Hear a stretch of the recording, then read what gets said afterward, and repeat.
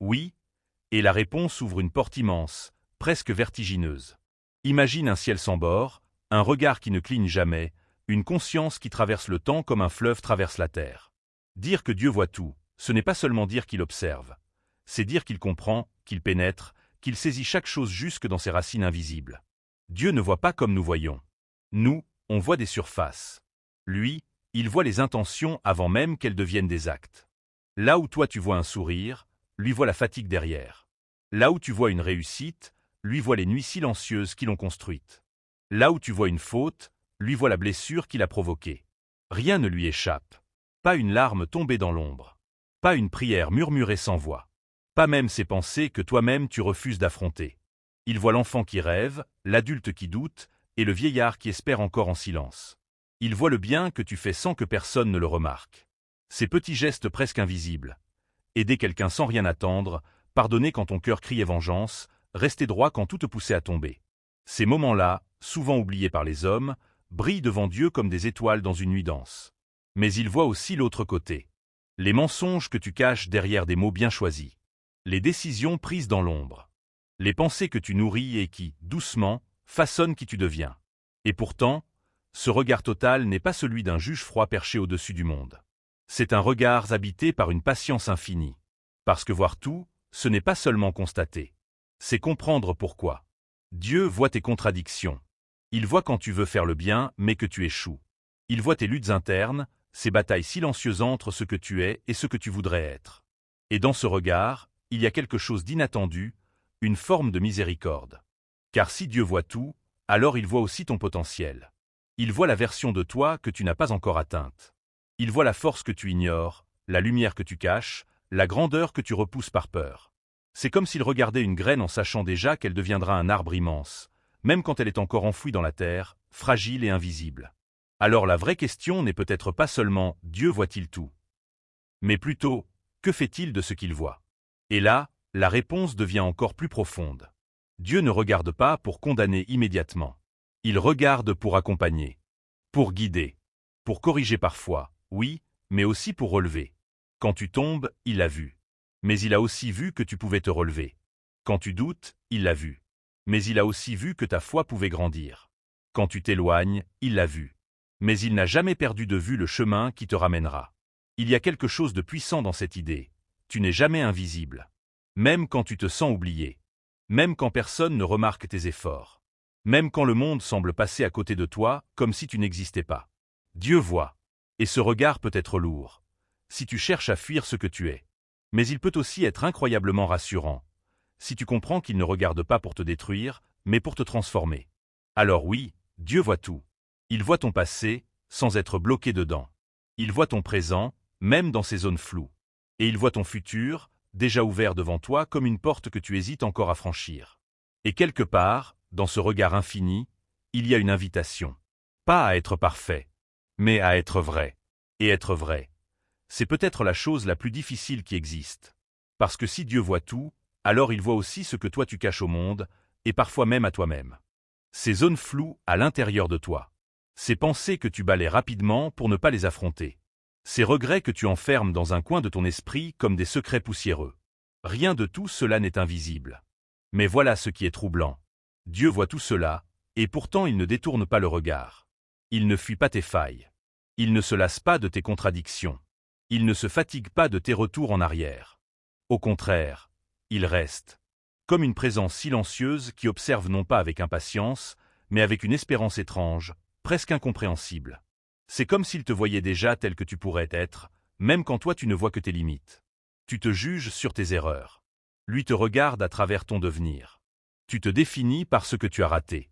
Lui te définit par ce que tu peux encore construire. Et c'est là que beaucoup se trompent. Ils pensent que si Dieu voit tout, alors ils doivent se cacher. Ils pensent qu'ils doivent paraître forts, irréprochables, parfaits. Mais comment cacher quelque chose à celui qui voit déjà tout? C'est comme essayer de masquer une flamme avec ses mains. Tu ne fais que te brûler en essayant. La vérité, c'est que ce regard total n'est pas une prison, c'est une lumière.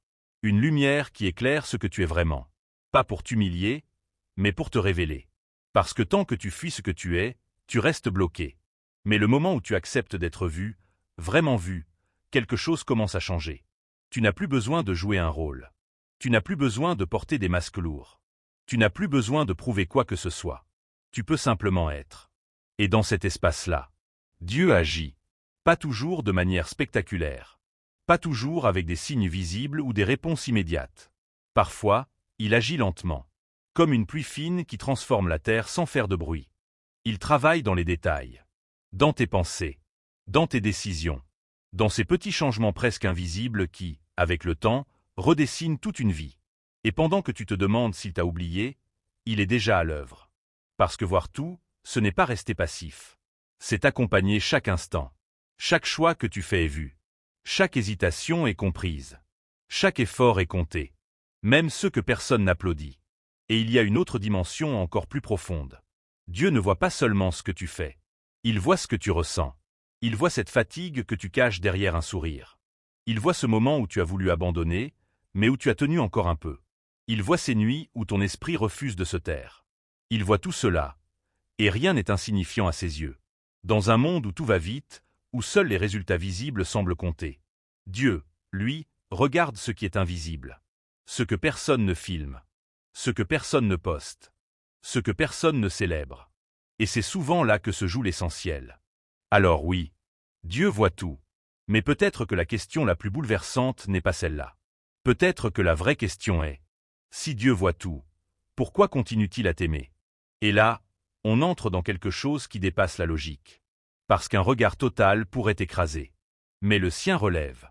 Un regard humain, face à toutes tes failles, finirait par se détourner. Mais le sien reste fixé. Non pas sur ce que tu es seulement, mais sur ce que tu deviens. C'est un regard qui n'abandonne pas.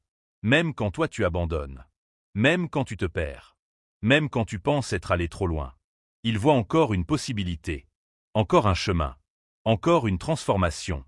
Alors la prochaine fois que tu te sentiras invisible, rappelle-toi. Tu ne le es pas. Tu es vu. Entièrement. Profondément. Et malgré tout cela, tu es encore choisi. Pas parce que tu es parfait, mais parce que, dans ce regard infini, tu n'as jamais cessé d'avoir de la valeur. Et cette valeur, elle ne diminue pas avec le temps. Elle ne s'effrite pas quand tu échoues. Elle ne disparaît pas quand tu t'éloignes. Elle ne s'éteint pas quand tu te sens vide. Elle reste là, comme une trace indélébile dans l'invisible. Parce que si Dieu voit tout, alors il ne te regarde pas comme un instant isolé, il te regarde comme une histoire complète. Pas seulement ton hier. Pas seulement ton maintenant. Mais aussi tout ce que ton âme peut encore traverser. Et c'est là que quelque chose devient étrange, presque renversant. Dans ta vision humaine, tu avances ligne par ligne, comme si la vie était un chemin que tu découvres pas à pas. Mais dans cette perspective où tout est vu, ton existence ressemble plutôt à un livre déjà ouvert, dont certaines pages te sont encore cachées. Tu vis les pages une par une, mais elles existent déjà dans le regard de celui qui voit tout. Et pourtant, cela ne t'enlève pas ta liberté. Au contraire, cela lui donne du poids. Chaque choix devient une vraie direction. Chaque décision devient une signature. Chaque détour devient une leçon. Rien n'est inutile. Même ce que tu appelles perte de temps peut devenir, dans un autre plan, un endroit où ton cœur s'est transformé sans que tu t'en rendes compte. Et parfois, ce sont justement les moments les plus sombres qui deviennent les plus décisifs. Parce que c'est là que tu découvres qui tu es sans les décorations du monde. Quand il n'y a plus de foule pour t'applaudir. Quand il n'y a plus de bruit pour te distraire. Quand il n'y a plus que toi face à toi-même. Et dans ces instants-là, le regard qui voit tout ne s'éloigne pas. Il reste. Comme une présence silencieuse dans une pièce que tu pensais vide. Et ce silence n'est pas vide. Il est plein d'attention. Il te laisse parfois lutter. Il te laisse parfois chercher. Il te laisse parfois tomber. Mais jamais sans une issue. Parce que voir tout, c'est aussi voir chaque issue possible avant même que tu la remarques. Et même quand tu penses être bloqué, il existe déjà une sortie que tu n'as pas encore apprise à reconnaître. C'est pour cela que l'espoir n'est pas une naïveté, c'est une vision plus large. Une vision qui refuse de réduire ta vie à ton état actuel. Et dans cette perspective, même la douleur change de forme. Elle n'est plus seulement une punition. Elle devient parfois une préparation. Une pression qui façonne. Un feu qui purifie ce qui doit rester. Et tu ne le vois pas toujours sur le moment. Sur le moment, tu vois seulement le poids. La fatigue. Le silence. Les questions sans réponse. Mais dans ce regard total, rien n'est perdu. Même tes silences sont entendus. Même tes soupirs ont un sens. Même tes « je n'en peux plus » ne tombent pas dans le vide. Et il y a une chose encore plus profonde. Dieu ne se contente pas de voir ce que tu traverses. Il voit aussi ce que tu deviens à travers ce que tu traverses. Et ce « devenir » est parfois invisible pour toi. Tu crois être au même endroit. Mais intérieurement, quelque chose s'est déplacé. Une peur est tombée. Une vérité s'est installée. Une force s'est réveillée. Sans bruit, sans spectacle, sans annonce. Et un jour, tu regardes en arrière, et tu comprends que tu n'es plus exactement la même personne. Alors oui, Dieu voit tout. Mais ce tout n'est pas une surveillance froide. C'est une connaissance vivante. Une attention qui ne cligne pas. Une mémoire qui n'oublie pas. Une présence qui ne se retire pas. Et peut-être que le plus grand mystère n'est pas qu'il voit tout, mais qu'il continue de marcher avec toi dans ce tout. Même quand tu avances. Même quand tu recules. Même quand tu t'arrêtes. Comme si, au milieu de chaque instant de ta vie, il y avait toujours quelqu'un qui te disait silencieusement « Je te vois, et je ne te lâche pas ». Et dans ce « je ne te lâche pas », il y a quelque chose que l'esprit humain a du mal à contenir. Parce que nous, on associe souvent l'amour à la condition, à la performance, à la constance, à la perfection. Mais ici, on parle d'un regard qui ne dépend pas de ton état du jour. Quand tu es fort, il est là. Quand tu es brisé, il est là. Quand tu es confiant, il est là. Quand tu es perdu, il est encore là. Et ce qui déstabilise le plus, c'est que ce regard ne change pas de nature selon ton comportement. Il ne devient pas distant quand tu t'éloignes. Il ne devient pas absent quand tu doutes. Il ne devient pas hostile quand tu tombes. Il reste stable dans un monde où tout bouge. Comme un point fixe dans une mer agitée. Et pourtant, même si Dieu voit tout, il ne t'écrase jamais avec ce qu'il voit. Il ne te dit pas tout d'un coup. Il ne te montre pas tout d'un seul regard. Il ne t'impose pas la totalité de ton propre mystère. Parce que voir tout ne signifie pas tout dévoiler en même temps. Il y a une sagesse dans le rythme. Une manière de laisser la vie se révéler sans te briser sous son immensité. Et parfois, ce que tu appelles retard n'est qu'un espace où tu apprends à respirer avant une vérité plus grande. Car certaines révélations ne peuvent pas entrer dans un cœur pressé. Elles demandent du silence. De la maturité, de la profondeur. Et c'est peut-être pour cela que tu traverses certaines saisons sans comprendre. Des saisons où rien ne semble bouger. Des saisons où les réponses tardent. Des saisons où même la prière semble revenir sans écho. Mais dans ces moments-là, le regard qui voit tout n'est pas absent. Il travaille autrement. Il ne te parle pas toujours en mots. Il te transforme en structure. Des saisons où rien ne semble bouger. Des saisons où les réponses tardent. Des saisons où même la prière semble revenir sans écho. Mais dans ces moments-là, le regard qui voit tout n'est pas absent. Il travaille autrement. Il ne te parle pas toujours en mots. Il te transforme en structure. Et ce travail est lent, mais irréversible. Parce que ce qui est vu par Dieu n'est jamais ignoré dans le processus de ta vie. Même ce qui semble inutile devient matière à construction. Même ce qui te paraît chaotique devient une architecture invisible. Et un jour, tu réalises que tu n'étais pas simplement en train d'attendre. Tu étais en train d'être façonné. Sans bruit, sans annonce, sans spectateur. Et ce moment de compréhension change tout.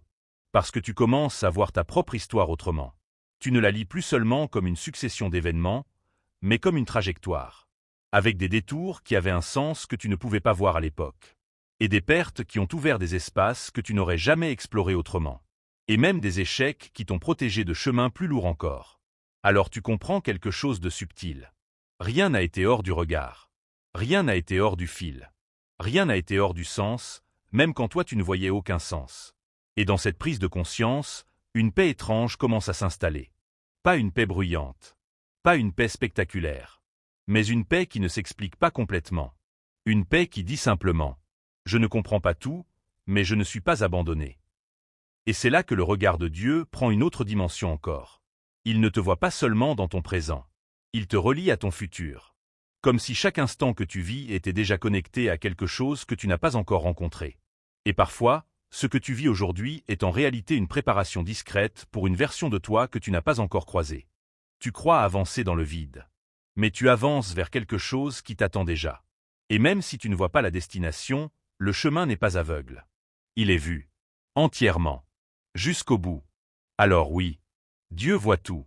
Mais ce tout n'est pas une surveillance. C'est une continuité. Une mémoire vivante. Une attention qui enveloppe. Une présence qui relie. Et au centre de tout cela, il y a cette vérité simple, presque silencieuse. Tu n'as jamais été hors du regard. Jamais. Et si tu n'as jamais été hors du regard, alors même tes chemins les plus étranges ont été traversés sous une forme de présence. Même les détours que tu n'assumes pas. Même les décisions que tu regrettes en silence. Même les périodes où tu as volontairement tourné le dos à ce que tu savais être bon. Rien de tout cela n'a échappé à ce regard. Mais voilà le paradoxe. Ce regard ne t'a pas empêché de tomber. Il t'a accompagné dans la chute sans en être l'auteur. Et c'est là que la compréhension humaine commence à vaciller. Parce que nous imaginons souvent qu'un regard qui voit tout devrait intervenir immédiatement, corriger instantanément, redresser chaque dérive sans délai. Mais la réalité semble fonctionner autrement. Comme si la liberté humaine était un espace réel, solide, respecté jusque dans ses conséquences. Et pourtant, même dans cet espace, rien n'est abandonné. Même ce qui semble perdu continue d'être observé avec une forme d'attention qui ne se retire pas. Et c'est peut-être cela qui est le plus difficile à comprendre. Que le regard qui voit tout ne supprime pas le mystère de ta vie. Il le traverse. Il le contient sans le forcer. Il te laisse parfois expérimenter le poids de tes choix, non pas parce que tu es oublié, mais parce que certaines compréhensions ne naissent que dans le réel vécu, pas dans le réel évité. Et au milieu de cela, il y a une étrange continuité invisible. Comme si chaque étape, même la plus confuse, avait une place précise dans un dessin. Dessin que tu ne peux pas encore voir en entier. Tu avances dans un monde où tu lis ligne par ligne. Mais le regard de Dieu, lui, lit la page entière sans te retirer la joie de la découverte. Et cette différence change tout. Parce que ton inquiétude vient souvent du fait que tu veux comprendre avant de traverser. Mais la vie, elle, te fait traverser pour que tu comprennes. Et dans cet écart entre comprendre et traverser, naît toute la tension de l'existence humaine. Tu veux des réponses claires avant les pas suivants. Mais parfois, les pas viennent avant les réponses. Et pourtant, rien de cela n'est hors de contrôle. Même ce qui te semble chaotique suit une logique plus vaste, une cohérence que tu n'as pas encore la hauteur de voir. Et c'est ici que le regard total prend une dimension presque vertigineuse. Parce qu'il ne se limite pas à observer ce que tu fais. Il observe aussi ce que chaque chose produit en toi. Chaque rencontre, chaque perte, chaque silence, chaque joie inattendue. Tout cela n'est pas seulement enregistré comme un événement, mais comme une transformation. Et même ce que tu oublies continue de produire des effets en arrière-plan de ton être. Comme des racines invisibles qui continuent de travailler la terre intérieure. Et un jour, sans prévenir, tu réagis différemment. Tu choisis autrement. Tu ressens autrement. Tu te tiens autrement face à ce qui autrefois t'aurait brisé. Et tu ne sais même pas exactement quand ce changement a commencé. Mais lui, le regard qui voit tout, le voit depuis le début. Il ne découvre pas ta transformation. Il la suite. Pas comme un spectateur surpris, mais comme une présence qui accompagne chaque micro-déplacement de ton intérieur. Et dans cette perspective, même tes silences deviennent parlants. Même tes absences de mots deviennent des chapitres. Même tes moments d'errance deviennent des passages. Rien n'est hors narration. Rien n'est hors sens. Même si le sens te dépasse encore. Et peut-être que la plus grande révélation n'est pas que tout est vu, mais que rien de ce qui est vu n'est inutile. Pas même ce que tu voudrais effacer de ta mémoire. Car dans ce regard, même les morceaux cassés peuvent devenir matière de reconstruction. Et ce qui semblait être une fin peut parfois n'être qu'un passage invisible vers une continuité que tu n'avais pas envisagée.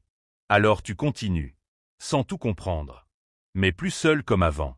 Parce qu'au fond de cette traversée, une certitude s'installe doucement, presque sans bruit. Tu n'as jamais été perdu hors de ce regard, seulement en train d'être conduit à travers lui.